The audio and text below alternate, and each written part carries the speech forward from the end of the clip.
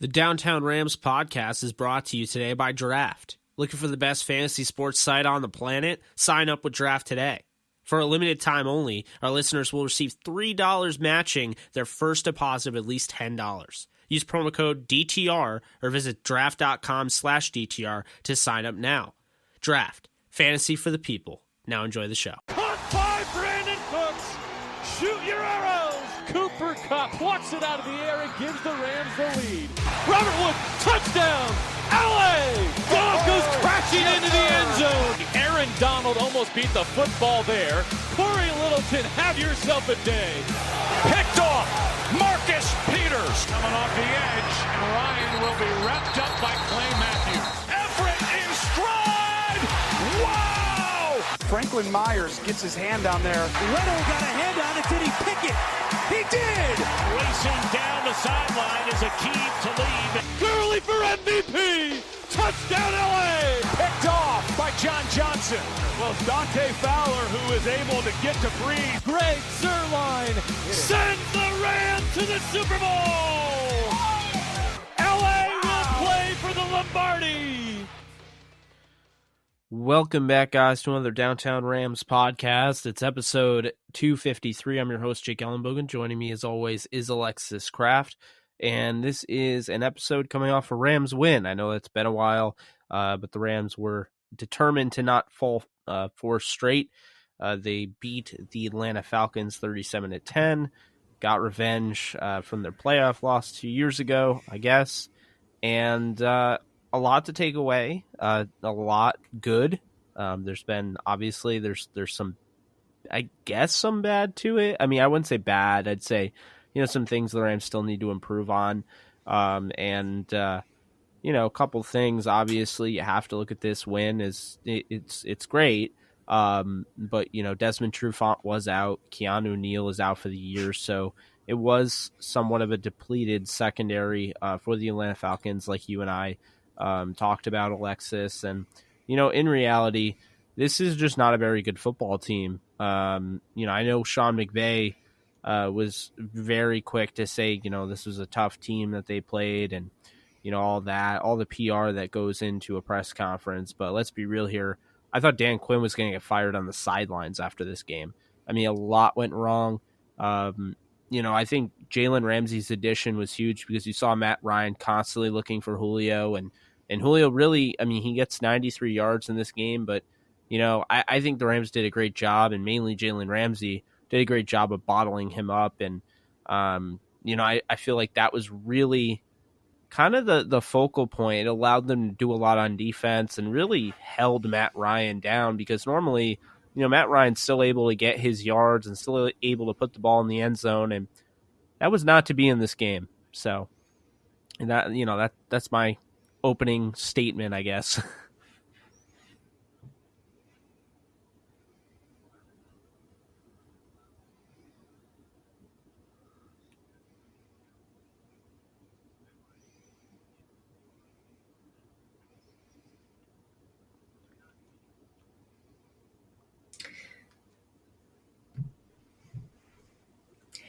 Yeah, guys, so listen, I finally don't really have to scream about the offensive line anymore. This is the first time this season that I don't have to get all pissed off about the Rams offensive line. They actually played decent last game.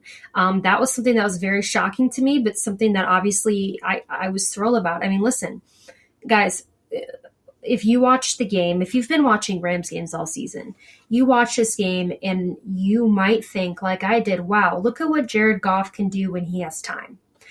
Now listen, Jared Goff made a lot of mistakes against the Falcons. He's still got things he needs to work on. But as far as accuracy goes and vision goes, it was a significant improvement from the beginning of this season. I mean, Jared Goff looked much more comfortable. He looked way less out of his head. He looked so much more relaxed back there. And that is something that was 1,000% because of the offensive line. He did not constantly have, defenders in his face. He didn't panic. And that is a good sign, guys. That means that offensive line really got it done. Now, There was a lot of plays that Jared made where, again, he was missing open receivers, throwing, into a guy that, was in a lot of coverage as opposed to throwing to the open guy. Just a lot of mental mistakes that he made that I still was not happy to see. But I think overall I was in a much better mood and was happy to see him play the way that he played. And, that all goes to the offensive line. And, guys, the biggest factor on this offensive line was David Edwards. They threw him in there at left guard. And I would say 99% of the offensive snaps, I was watching him. I wanted to see how he did. I thought he did fantastic. Listen, this is a guy that during, the draft and then after we picked him up, I had a second round grade on David Edwards. I know, Jake, that you had really him ranked super high as well. I mean, this is a guy who we stole in the draft, and this is a guy that's going to start in the NFL. So it was great to see that he balled out, that he protected Jared, and that just as a unit altogether, the offensive line seemed much more cohesive. They went ahead with the seniority, and it was not to be. I look at this and I think, David Edwards looked really good. And like, here's the thing, like, people are going to say, well, his Pro Football Focus grade was 60, which is probably one of the best grades on the offensive line all year, but that's not anything to, go home about. And I would disagree. I would say, first off, I know they changed their grading system. Second, PFF is not the Bible. You have to use it as a tool, and you also have to use your own knowledge. And Alexis, I'll tell you right before I got on the show, tonight I watched this game. I've now watched it almost 2 times, back to back, just to see, little bits and pieces. And obviously the film isn't out yet. So, it's just the game, not the coach's film. But right off the bat, David Edwards just stands out to me. Somebody that is constantly doing a great job of mirroring his assignment. He made Jack Crawford look like a joke. Multiple times, Jack Crawford got absolutely stuffed. Even Havenstein had a couple of huge plays where, he literally just threw Tack McKinley to the ground. He buried him 6 feet under. Whitworth at times needed some help, and I thought it was really interesting how it was the other way around. Whitworth needed help, and Edwards came to the rescue there, saved a couple plays from Goff potentially getting sacked. Austin Blythe was atrocious. He was downright awful. I just watched this game, like I said, and Blythe missed multiple assignments to the point where it blew up the entire play. I still think Brian Allen's a work in progress. I'll say that over and over again. But yeah, I completely agree with you, in your assessment of David Edwards. I too had him second, third round grade. Somebody that I really wanted, ironically, where the Rams took Bobby Evans. So, and I'm going to say this right now. I think the Rams should bench Austin Blythe, and I think they should move on from Austin Blythe. I think they need to do some serious retooling. I think Austin Blythe he's closer to below average than average at this point, maybe average. It's a bummer, but I'm just telling it like it is. I am not impressed with him. I would rather see Bobby Evans at this point. 100%. And you know how I feel about Bobby Evans, but at the same time, you invest a 3rd round pick in him. You already went out and threw, Edwards into the fire. You threw Demby into the fire. To me, what do you have to lose? Austin Blythe, it's not going to get much worse than Austin Blythe right now. I don't know what's wrong with him, but he is not playing up to par. And it's gotten to the point where the Rams wanted to run to the right side, and it was useless. It never worked. There was no hole to speak of. So I don't know what happened with Austin Blythe. I think maybe he just, it was kind of an anomaly the first 10 games of the year last year. But I'll tell you right now, I'm ready to see Bobby Evans, and I'm ready to move on from Blythe and Demby, and maybe even work out some guys and sign some street free agents. We talked about Joshua Garnett and some others, but that's just kind of how I am with this offensive line. I think they're kind of figuring it out, but I just don't see Blythe getting better. And to that, for that reason, I think, the other 4 guys, I think you keep them. Havenstein had some flashes. I saw nothing from Blythe, and that's why I would move on from him. Yeah, and, Jake, let's get into the defense now, because obviously, the big topic on defense is Jalen Ramsey, who did not disappoint, obviously in the opener, but he didn't play as much as he normally would, in the opener, obviously for a lot of different reasons. But what were your thoughts on Jalen Ramsey? He was phenomenal. Again, it was so great to be able to watch this game over right before I went on here, because I'll tell you right now, Ramsey allows you to do so much as a defensive coordinator and schemer. Wade Phillips is somebody that wants to throw the kitchen sink at you. And on a notable, I believe it was 3rd and 17, Matt Ryan, and this was a big time, I think this was the second drive of the game for the Falcons. Matt Ryan had nowhere to go because they threw a 5-man rush at him. And they had Ramsey on Julio, and I don't really know what Matt Ryan's trying to even do, because there wasn't much he could do. Fowler was beating Caleb McGarry all game long.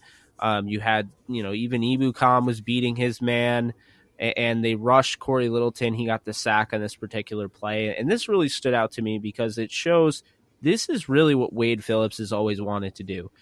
We've mentioned it multiple times on this show, how, he's still, this is the closest he's gotten to having his guys. Marcus Peters, to me, was kind of a wild card. And I love Marcus Peters. So happy for him when he, picked off Russell Wilson, and he helped lead the Ravens to a win in Seattle. But I'll tell you right now, Marcus Peters was a wild card because they weren't sure if he was going to work in Wade Phillips' defense. I think they were more so taking a chance on his overall ability, and the fact that he was available in the open market. I think that's really what it was. But I'll tell you right now, Jalen Ramsey fits this defense like a glove, and he allows you to do multiple things. He allows you to play some confusing coverages to throw off quarterbacks. And what I mean by that is, if you watch the Sunday Night Football game, Eagles Cowboys, you could see there was a little tiny margin, of error for Carson Wentz to fit that ball in between both the man side of the field and the zone side of the field, and he fit it in perfectly to Dallas Goedert. Now, I know the game went really south for the Eagles, but that was a huge play. And it goes to show you how hard that type of play is to make when you have one half of the field playing man coverage and the other half playing zone. And that's what the Rams are going to be able to do, because you have Darius Williams and you have Troy Hill and you have Nickel Roby-Coleman and even David Long. They can all play zone. I believe some of them can play man. Nickel played some man in this game. But Jalen Ramsey wants to play bump and run. He wants to be physical. That is his game, and he wants to take the number one receiver completely out of the game plan. And guess what? When you do that, you take Julio Jones, a transcendent talent, out of the game plan. And I know, again, he got his yards, but pretty much anytime Matt Ryan needed a bailout, he wasn't there. And Matt Ryan did not want to throw to him when he was covered at all. So what that does is now it's in Ryan's head, and he looks at his check down. He knows his check down's covered by Littleton. And then he goes over to Ridley, who's getting blanket covered by Nickel. And then, Troy Hill and Darius Williams did a nice job, I thought, on Mohamed Sanu. So, I mean, they kind of all rotate. But Jalen Ramsey will literally take wide receiver ones completely out of the game, and it allows Wade Phillips to be as aggressive as he wants and throw the kitchen sink. And what I mean by that is you send the house. You can blitz whoever you want because you believe Jalen Ramsey is going to force that. There's going to be a lot of coverage sacks moving forward, and it's not a surprise that Dante Fowler's best game is when Jalen Ramsey came to the Rams and balled out. So I 100% love Jalen Ramsey. I want to buy his jersey right now.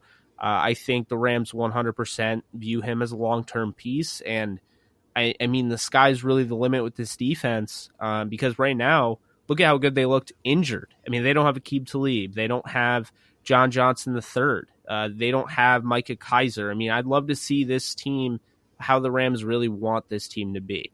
And, we'll find out down the road, but right now they look really good. Yeah, but I mean, that's the thing, right? I mean, the whole, our dependence on Jalen Ramsey right now is we need to lock this guy down because we gave up a lot for him. And it would be a shame to see him only be around for a season or 2 seasons and then leave, right? Jalen Ramsey's already said that he would not hold out. That's something that he wouldn't do with the Rams. That's a positive sign. And then, of course, it gets interesting because we've paid guys like Jared Goff, Aaron Donald, Todd Gurley, etc. So then you have to kind of, I don't know the exact numbers, but then you got to play a numbers game because obviously Jalen Ramsey is going to want a lot of money. He's the best corner in football. So I think the key right now, if you're Jalen Ramsey, is to just play lights out this entire season, show what you're worth, get the Rams to pay you, which is something that I think that they ultimately want to do. But yeah, I was impressed with Ramsey. Like I said, we gave up a lot for him. I was glad that we got Ramsey. I was not entirely sure how I felt about giving up 2 first-rounders for him, but because we did, and it's already done, I really hope that he just has an incredible season, and I think that he really can, because all the things that you mentioned. I think Wade Phillips is going to be ecstatic to have him. I think Ramsey's excited to be here, so that's something that I think is something to keep an eye on and something that we should be excited about for sure is, Jalen Ramsey in a Rams uniform. I can't agree more. I mean, I just think that this is a transcendent talent. This is one of the biggest trades in the history of this organization. And this is an organization that's traded for Marshall Faulk and traded away Eric Dickerson. So, I mean, there are some huge trades in this organization in the past, in the history, but Jalen Ramsey, you don't always get an opportunity to get a player like this. And, for people that are among the camp that, believe that he should be traded at the end of the year for assets, my question for you is, how are you ever going to equal the type of talent that Jalen is and what he brings to the table and how he impacts the Rams defense? Because to me, I don't see there's anyone out there. The only one that I would trade Jalen Ramsey for right now in the NFL is Aaron Donald. And guess what? They're on the same team. So there's not anybody out there that's equal value for Jalen Ramsey. I don't think people understand. He's 24, okay? He's 24 years old. He is already a premier corner. I mean, he's the best corner. And you're talking about a corner. Keep in mind, everyone talks about Deion Sanders being the greatest corner ever, and maybe he is, okay? But Deion Sanders couldn't tackle, okay? Jalen Ramsey does everything, literally everything. You saw that the first catch he gave up to Julio Jones.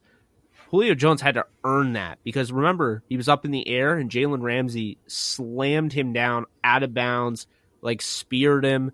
I mean, Ramsey is going to make sure every single catch is a nightmare. And that's what I love about him. There's none of this easy, he's not going to play 15 yards off the ball, this easy cushion that's killed the Rams, the cushion of death. No, he's not going to do that. Marcus Peters did that. It works sometimes, doesn't work for others. It does not work for Jalen Ramsey. It's one of the reasons why you wanted at Jacksonville. You wanted to play right on the guys, on his tail. And that's what he's doing. And I think, this upcoming week, if, AJ Green plays, they have some history. That's going to be a great matchup. But regardless, if he does not play, Jalen Ramsey has an easier matchup. And I'll tell you, Cincinnati's going to be in trouble because, he'll just take Tyler Boyd completely out of the game. And then Andy Dalton in London is going to have to make something happen, having his number one receiver completely taken out of the game. So this is what Jalen Ramsey brings to the table.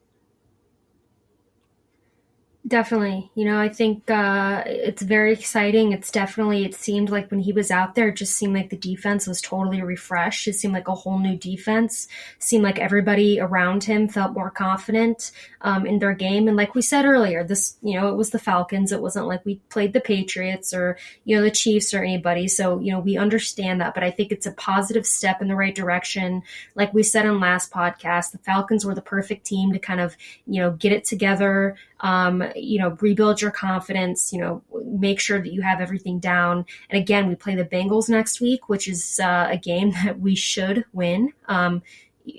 Even more so than the Falcons. So that's something, to kind of be optimistic about. But I just think that, overall this Rams Falcons game was just, if you're a Rams fan, it was just very refreshing to see. It gave you hope that things can get back on the right track. That yes, we had a few rough weeks, and everyone kind of seemed out of it the past few weeks. Like nobody knew what was going on, and people just were totally underperforming. And they definitely took a step in the right direction against the Falcons. Not everything is fixed. There's still some mistakes that were made, but overall, it was significant improvement from the way that we've been playing. Yeah, and I want to kind of move towards back to the offense because I gotta say, and because I have my weekly Todd Gurley TED Talks to everybody on this podcast, but I'll tell you right now, have you ever seen a more scrutinized star than Todd Gurley? I mean, it is unbelievable. Maybe Odell Beckham Jr., but it is unbelievable, at least by the fans. Todd Gurley catches one of the most insane over-the-shoulder grabs on a fade route, which only a handful of receivers can do. It's extremely ridiculous catch to make. It's very hard to make. It's just a challenging play, and Todd Gurley makes the play. He had a couple huge runs where he blew off the line of scrimmage and made a guy miss and finished his runs, and it's like, clearly, the offensive line isn't, fully developed yet. This isn't a fully, the continuity isn't there like it was last year. So Todd isn't as confident when he's reading his blocks, and I think that has something to do with it. But to say Todd Gurley should be traded for a bag of peanuts, I think I saw on Twitter. I just don't even know what to say at this point. Chris Carter on First Things First said that the Rams should cut Todd Gurley. First off, that's asinine. The Rams can't cut Todd Gurley. That'd be a massive cap hit. So learn your cap numbers before you say stupid crap like that. Anyway, second, Todd Gurley has 40 touchdowns over the last 2 years, and now you've added he has 6 this year. I mean, sure, he doesn't look like the Todd Gurley we know and love, but to just say to cut a guy like that or to trade him away for nothing for a third rounder, I don't understand because of his contract. Look, remember when David Johnson led the league in yards from scrimmage, and then he got hurt and has had an issue coming back from injury, and then this year he's looked like a beast besides this past week? That's the running back position, okay? It's all about health. Todd Gurley is coming off some injuries, and I think he's almost fully healthy. But also, let's not act like he gets a lot of usage either. He's really not featured in this offense, and people have to realize, which is kind of ironic in a way. This is Jared Goff's worst year under Sean McVay, and it can change. Don't get me wrong, but it's his worst year, and so far, they have chosen to make this more of a passing attack and play through Jared Goff than the last 2 years, and the formula of winning the last 2 years in playing through Todd Gurley. And I find it really odd. I get you're trying to manage Todd Gurley's workload, but it's even so, you don't run the ball that much. You don't run it anywhere near as much as you used to. And I don't know. It just, to me, I feel like he gets such a bad rap.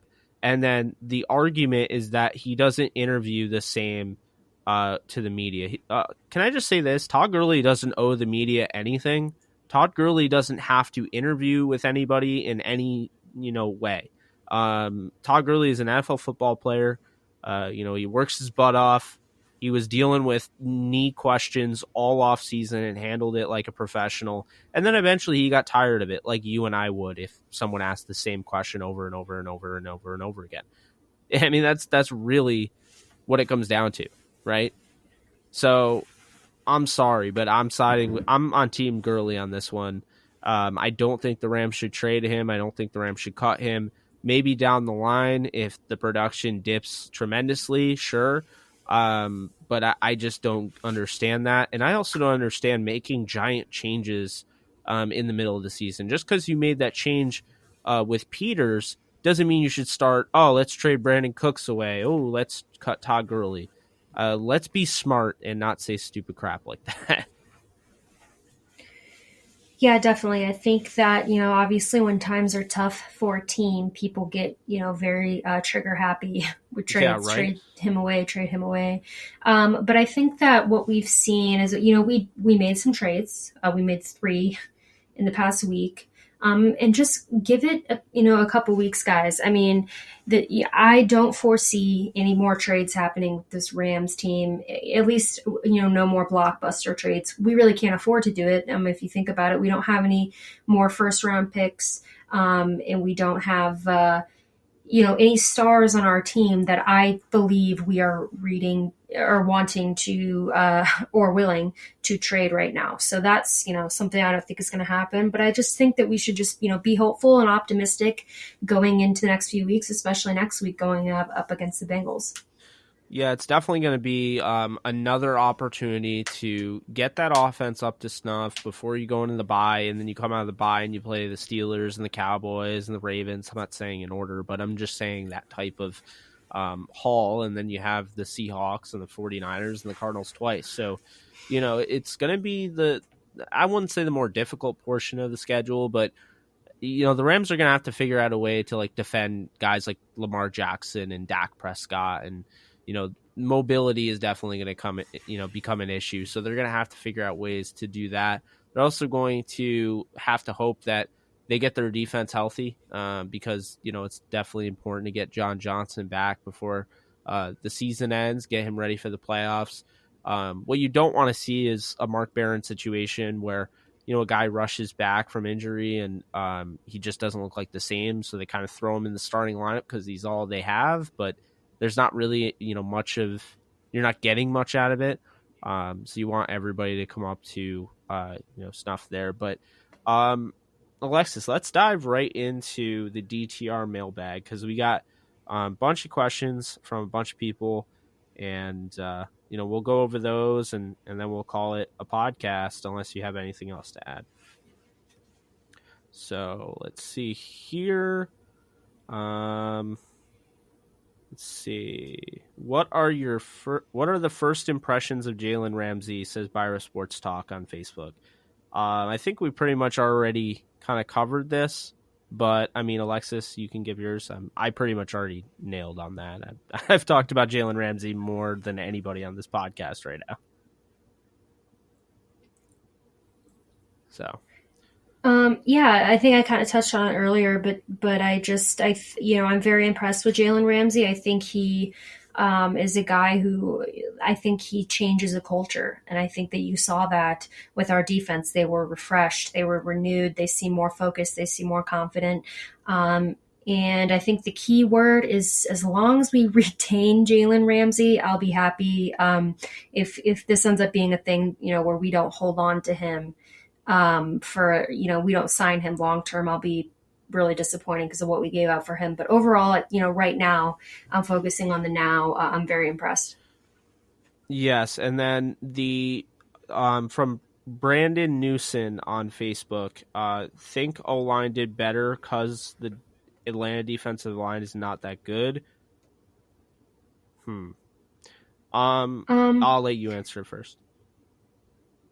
Well, yes and no. So is it true that the offensive line didn't have to really deal with a good defensive line? Yes, that is something to keep in mind. Now when you look at the offensive line from the Rams this past game, while it's important to keep in mind that they weren't going against a tough opponent, it more came down to just overall, I would say, technique and formation. And listen, you got to start small, right? With this offensive line, we're taking an offensive line that has been the worst in the NFL. It's building blocks, guys. You have to build on top of that. The Falcons were a good start. You don't want to just throw them to the wolves. That's kind of what's been happening. I think that if you just look at, they did the simple things right against the Falcons, which is something to be optimistic about. But yes, I do think that, it is important to keep in mind that we were going up against, the Falcons defensive front, not the Bears, but you got to start somewhere. Yeah, it's a solid defensive front. I think the offensive line improved because really anybody is a step below the 49ers, and that's who they just played. So, I mean, I think, I also think David Edwards was the biggest move. And you and I were kind of hoping that this would come right after the Nopum injury. I know we mentioned it, and then they said Demby. So it looks like they made the right decision. It looks like it was huge. So, we'll see moving forward against, more competition. But in his debut, David Edwards sure looked like a pro. Moving on, offensive line grades, TG3 press conference, what's with the attitude, says Jason Sisek. Or Sizek on Facebook. I don't want to butcher his name because he's one of our top fans at shows. So the offensive line grades, I have them in front of me.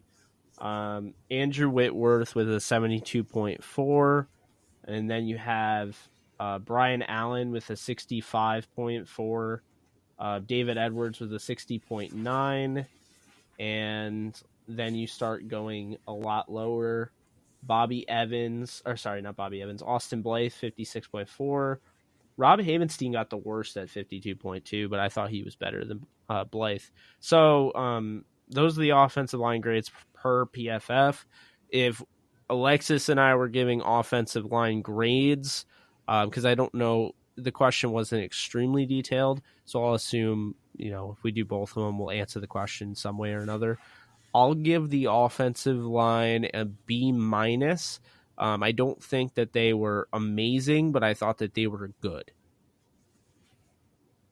Yeah, I'd agree. I mean, I would say maybe B-, C+ territory because I think they just did their job. And also, keeping in mind that who they went up against.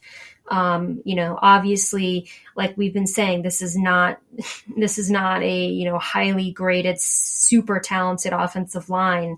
But I think that they did their job this game. Yeah, and Brad Biederman on Facebook brings up a good question. How far off is Matthews? Likely after the bye week? ?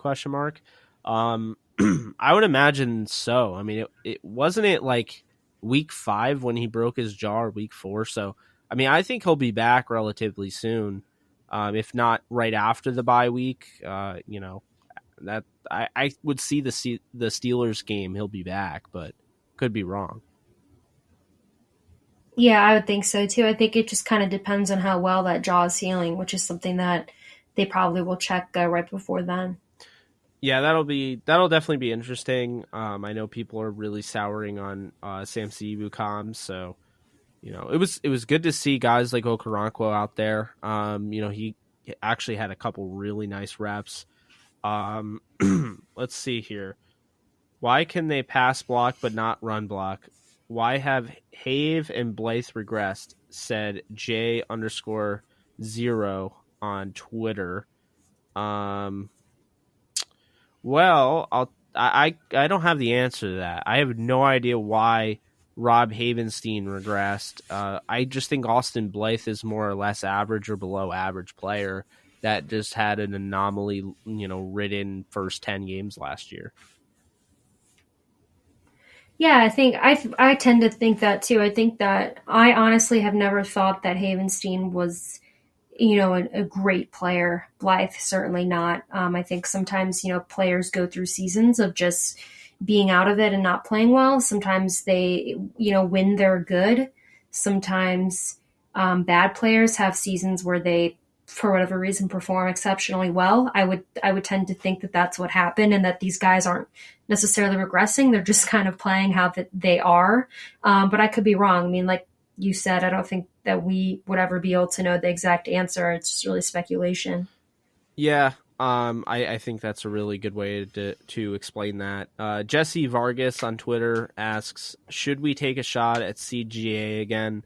Assuming he means CJ Anderson, I would say no. I love CJ, even though he turned down a Downtown Rams podcast invite. But I would say no because I actually really like the way they're using Henderson now. Getting him acclimated to the NFL game. He has a few nice runs in this, this game against the Falcons. So I think you just build on that confidence. Malcolm Brown should be back. He had Todd Gurley's injury. Todd Gurley was out a week. Malcolm Brown would probably be out a week. So I expect him to be back. And John Kelly was promoted to the active roster. So I don't see, anything crazy happening. I don't think they're going to go out and get like a Jay Ajayi or a CJ Anderson or anybody like that. But I guess if they need a running back, CJ Anderson would be number one on my list. But I don't think they need to take a shot on him. Yeah, I don't think that they should either. Yeah, it's kind of like a one-off. Like, you appreciate what he did last year, but it just doesn't make any sense because you spent like actual draft capital, third round, and you traded up to get Darrell Henderson. You have to make sure you don't bury him and stunt his growth. So that's just the way I see it. With the Ramsey trade and other moves, the Rams offensive line is in trouble.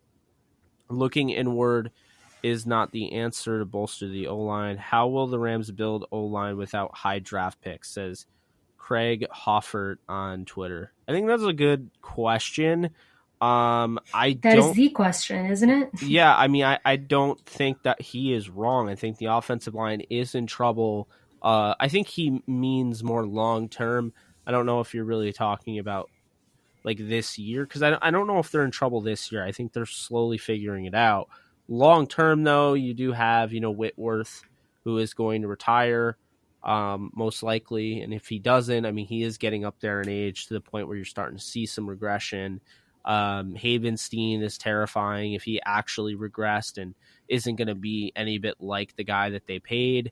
Yikes. Blythe is out after this year. So you have Allen, you have Noteboom coming off a torn ACL. Obviously not ideal to put him at left tackle, coming off such an injury, but I would put him at left tackle. I would keep Edwards at left guard.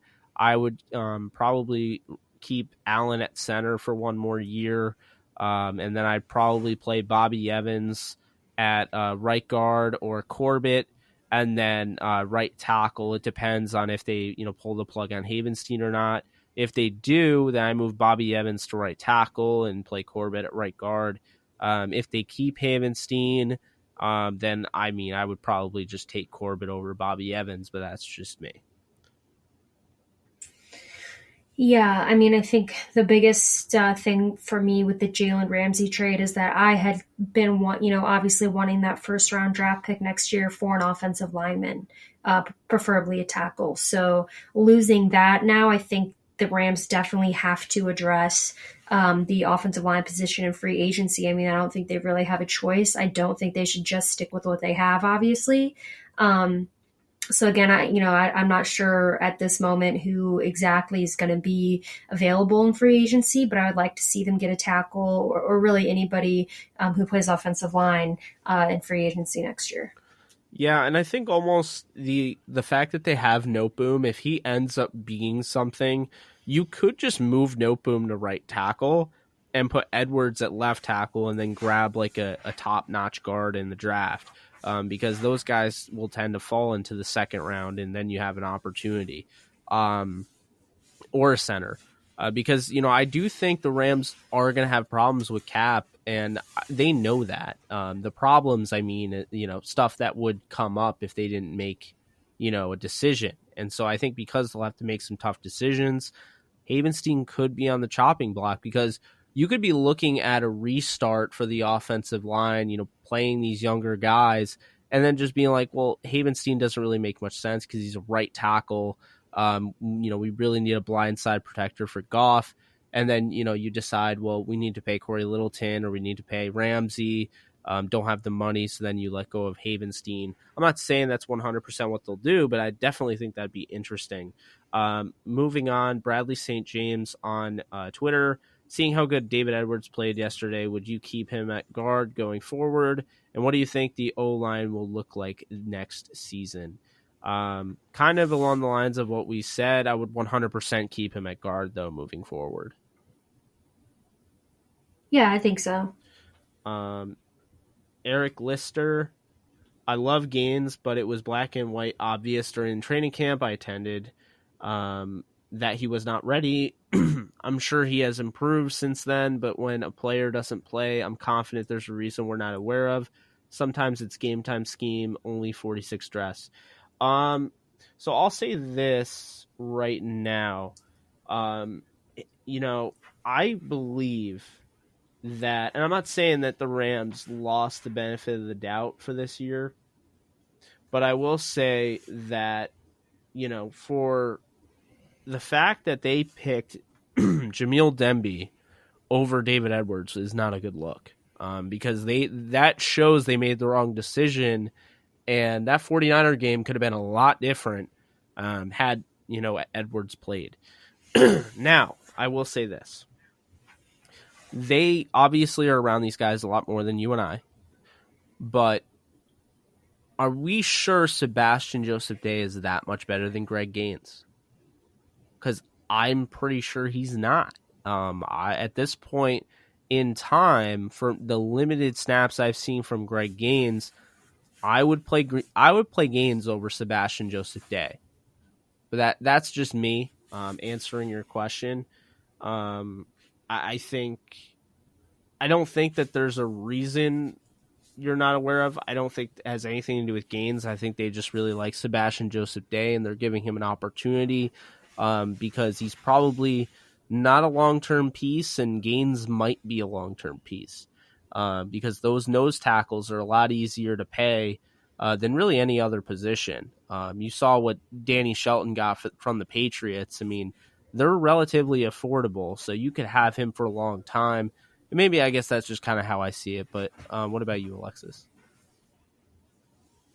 I am not sure what to make of the Gaines situation. I know when he was drafted, that was one of the picks that I wasn't happy about, not necessarily because of Gaines, but because of scheme fit and what was available at that time.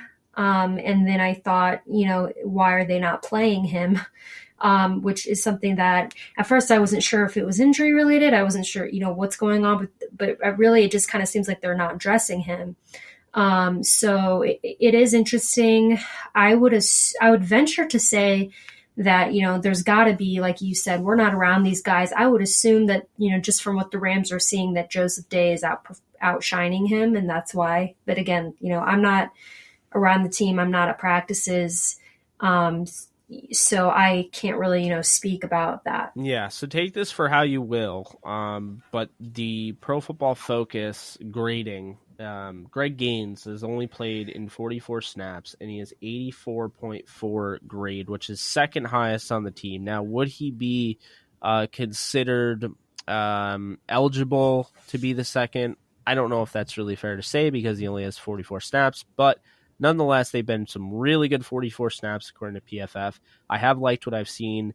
Again, it's a tool. It's not the Bible, but I do agree relatively with that high grade of Gaines. Now, with Sebastian Joseph Day, you have to scroll to the bottom, 53.5, and he is 21st on the Rams defense, per PFF. So, obviously take that for however you will.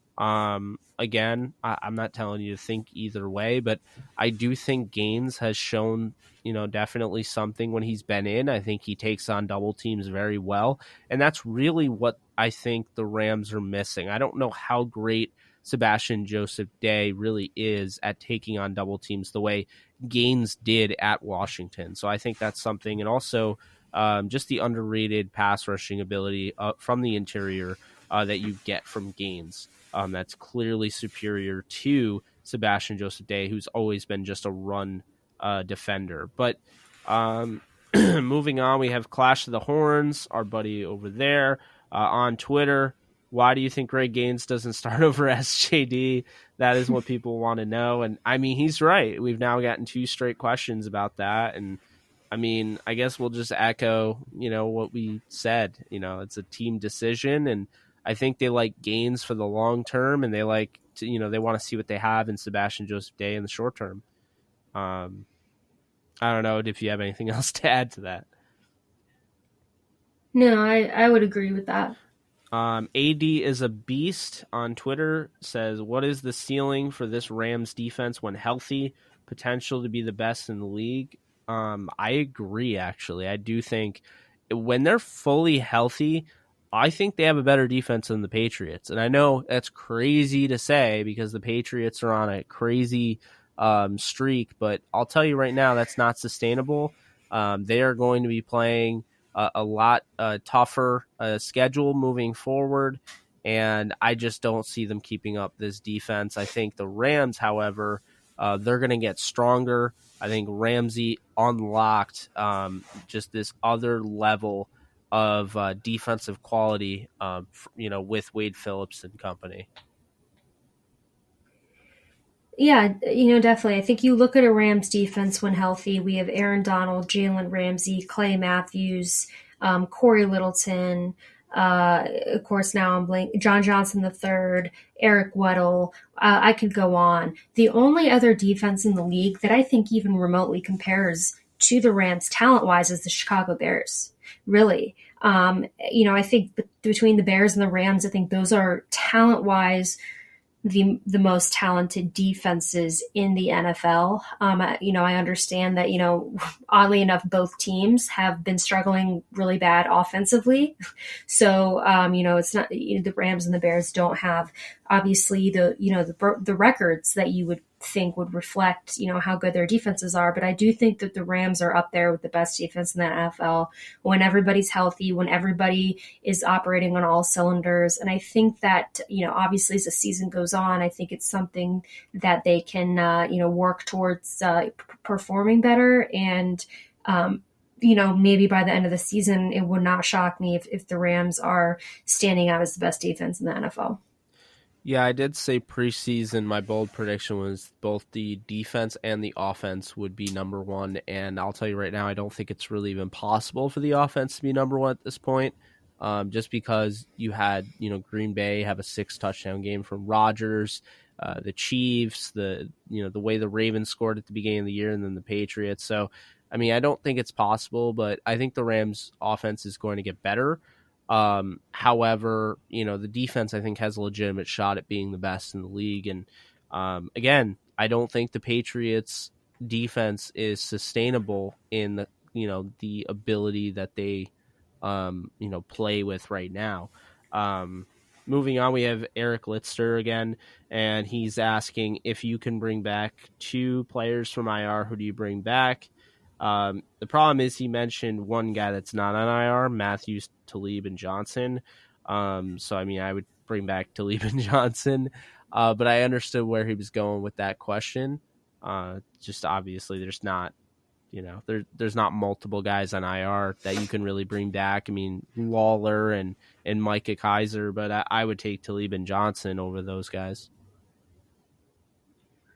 I would take, yeah. I would. I mean, if Matthews was an IR, I would say Matthews and Johnson to answer his question. But I would say Talib and Johnson. Yeah, it's confusing what kind of Talib you're going to get back, but it's also interesting because when you get Talib back, are you going to play? Is he going to play more zone or is he going to play man like Ramsey? And is Ramsey going to help him out? I believe he will. But also, it's almost like, is he better than Troy Hill, Darius Williams, and David Long at that point? That's really the question you have to ask yourself before you put him out there. So it looks like we have one more question. Will Jared Goff have more or less rushing touchdowns than Peyton Manning by the time he retires? Can we get an over-under? What does Goff have right now for rushing touchdowns? That's what I got to look up, because if Jared Goff already has more rushing touchdowns than Peyton Manning, then that's going to be funny, but he doesn't. There's no way. Okay, let's see here. very interesting question, and now now you're making me do research. Okay, so Jared Goff has a total of 6 rushing touchdowns since entering the league in 2016. And that's just 4 years. Peyton Manning. What do you think, Alexis? What do you think Peyton Manning has? Total? Yeah, all time. Yes. I don't know. I wouldn't think. I mean, he wasn't much of a runner. With Right. I wouldn't think it'd be that high. He finished with 18. I think Goff can beat that. Yeah. Yeah, I do too. That's a lot lower than I would have thought. Wow, so, that's yeah, way lower than I thought. I think Goff. I was thinking like the 30s. Yeah, no, that's damn, I can't even believe that. That's nuts. So yeah, what are we gonna set the over under at? That was part of the question. I'll let you do that. So I mean, Jared already has 6 in 4 years. Peyton Manning has 18 over 17 years. So he's averaging a little more than 1 rushing touchdown a season. I'm going to put Jared Goff at, we'll say over under 36. That's what we'll do. 36. He's got 6 right now over 4 years. We'll see if he cranks it out and gets to 36. I think he's going to run a little bit more. I think Jared Goff is still learning the NFL game. And as bad as that sounds, it's true. He's still, he's learning, I can run it. I can, he's making pre-snap decisions at the line that's not entirely Sean McVay driven. And he's getting better. It's obviously it's hard to see because, just the arm issues, the accuracy and the it looks like he improved his throwing his arm strength. You know what I mean? It seems like that's been the issue. And so, but yeah, do you have anything else to add? No, I think we covered everything pretty well. Yeah. Shout out to Gerald Everett. I thought he did a great job of blowing up his assignment pretty much every single play. Jared missed him multiple times. Didn't really get into him, but yeah, that's going to do it. Hope you guys enjoyed. For Jake Ellenbogen, she's Alexis Kraft. This has been Downtown Rams Podcast, episode 253. If you like what you hear, be sure to subscribe and leave a review wherever you get your podcast. And until next time, take care, guys.